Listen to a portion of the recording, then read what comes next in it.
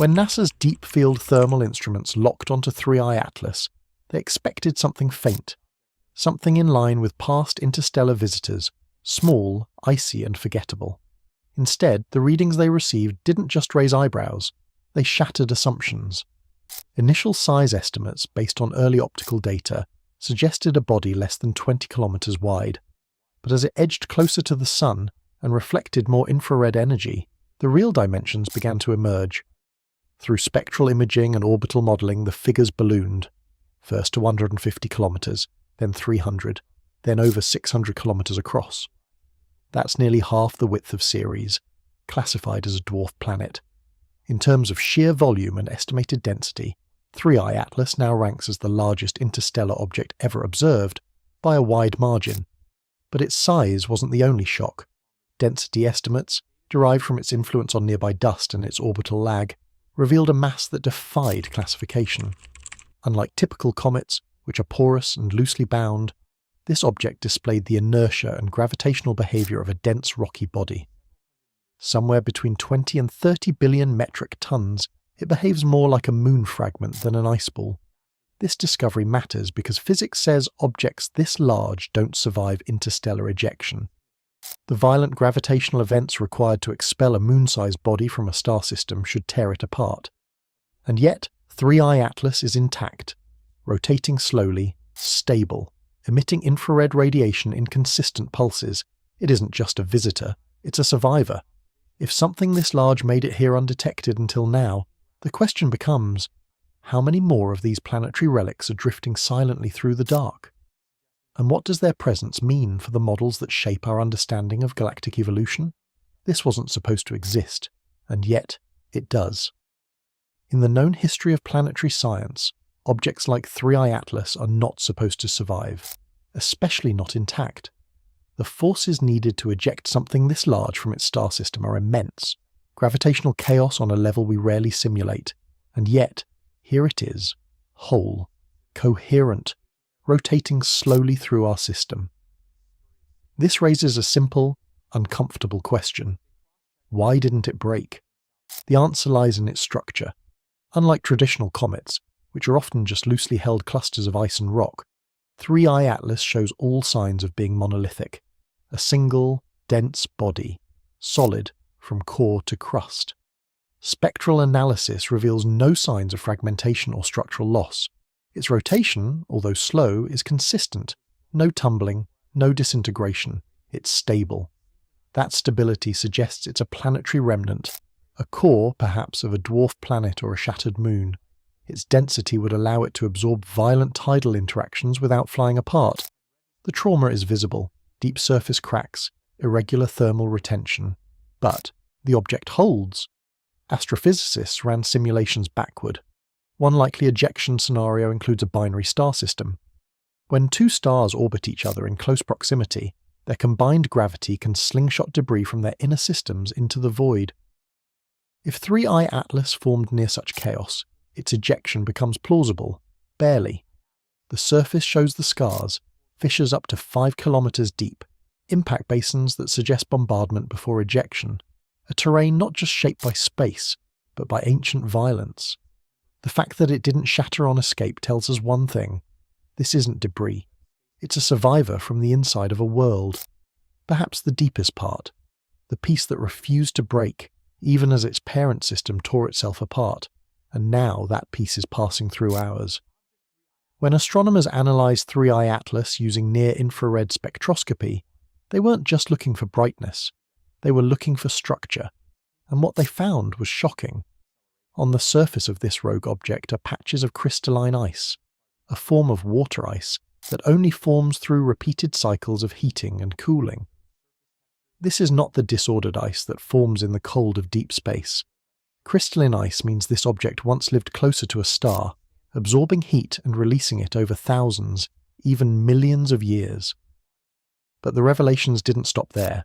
Trapped inside that ice were complex molecules, ammonia hydrates, carbon chains, and polycyclic aromatic hydrocarbons, organic molecules that form only under high pressure or intense radiation. These molecules are not native to the cold interstellar medium. They're forged by time, temperature, and geological processes. One interpretation is now gaining traction. 3I Atlas wasn't just a comet.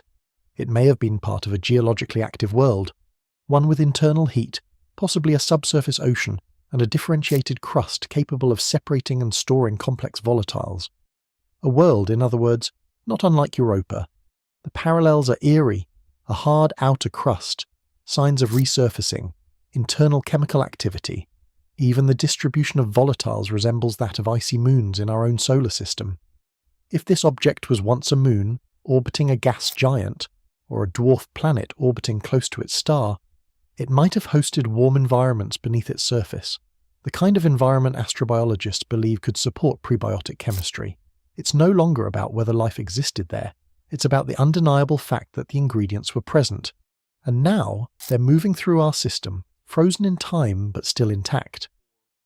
When 3I Atlas began to warm under sunlight, scientists expected it to behave like any other comet, sublimating evenly, shedding dust and gas in predictable waves.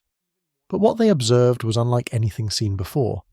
Instead of a diffuse coma expanding outward in a radial pattern, the object began to release gas from specific localized jets, often aligned with cracks or notches in the surface. These jets weren't random.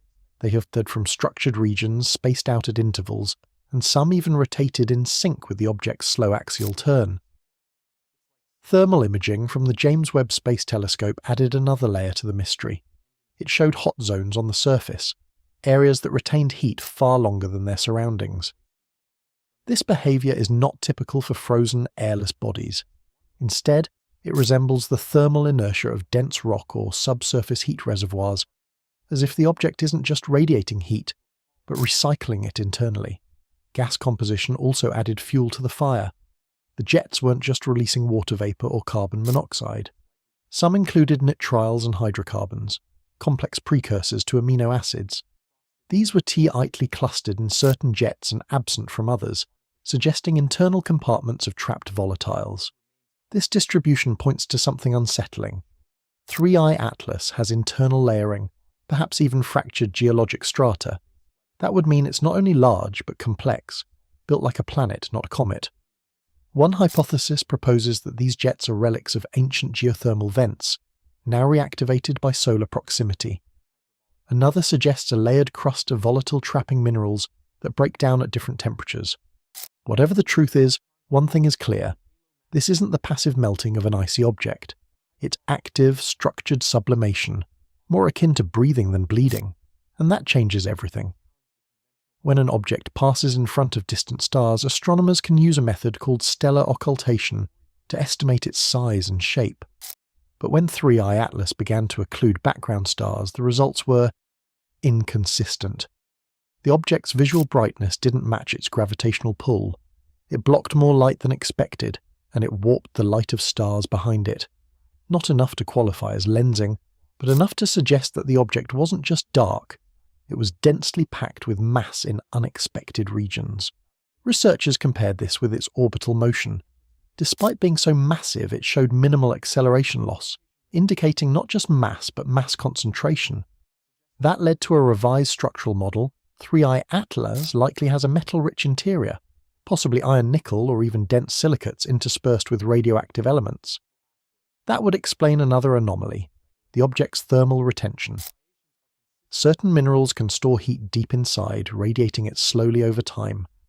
Combined with the presence of crystalline ice and deep surface fissures, it suggests that 3I Atlas may have once undergone internal differentiation, just like planets and large moons do. If so, this object isn't just a frozen rock, it's the core of something bigger, the central, surviving mass of a once larger body that had time to separate into layers. The iron sank. The lighter material was stripped away, and the dense core drifted on. This could also explain the uneven sublimation jets. Metals retain heat, creating pressure under the crust. When that pressure escapes, it forms high-velocity jets, targeted, violent, and structured. It's a picture we're used to seeing in moons or minor planets, but never before in something that drifted in from outside the solar system, until now.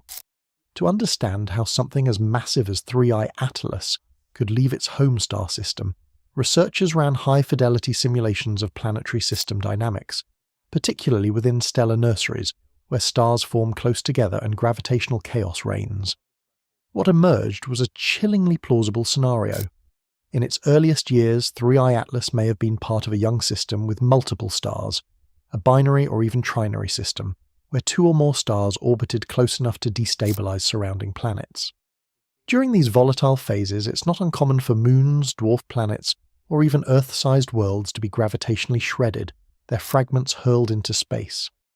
The leading theory now suggests that 3i Atlas was once a moon orbiting a gas giant, in a system where a passing star or dense cluster encounter destabilized the entire structure. The moon, already weakened by tidal stress, was flung out at interstellar velocity, breaking away not just from its planet but from its sun. That violent ejection left its mark. Surface cracks, scarred basins, compression ridges. The object shows signs of intense stress, not just from collisions, but from internal torsion, the kind that occurs when gravity twists a body before releasing it. Its current velocity, over 87,000 km per hour, matches what models predict for objects ejected during stellar close encounters. Too fast for natural drift, too directed for random movement. It bears the unmistakable signature of a gravitational slingshot. What's sobering is that this same mechanism could easily operate in our own galaxy's dense regions. And if this object survived that journey, it means there may be countless others, planetary fragments torn from their systems and flung across the galaxy. Not space rocks, not comets, but planetary refugees. We now know that 3i Atlas is not just a rock drifting through space. It is the preserved heart of a shattered world, a planetary relic, forged in heat, fractured by chaos, and sent adrift for millions of years, only to pass briefly through the skies of Earth. Its presence rewrites the boundaries of what interstellar objects can be. This is not just space debris. This is planetary history, frozen in orbit, laced with the fingerprints of chemical processes we once believed were rare. In its jets we find the scars of internal pressure, in its mass the density of rocky worlds, and in its dust the chemistry of another star. NASA's quiet reclassification was more than a label. It was an admission. Our models of planetary evolution are incomplete, and interstellar space is not empty. It is a sea of forgotten fragments, each one carrying the lost story of a system that once had its own planets, its own heat, its own oceans. 3i Atlas is the first to show us that story up close. So as it recedes into the black, its message remains. Planets break, moons are lost, and the galaxy is far more violent and more connected than we thought. If you want to keep following this journey, subscribe, and let us know in the comments where in the world you're watching from, because we may be the first species to witness this relic, but we won't be the last. The galaxy has just begun to speak. 3i Atlas was the opening line. This was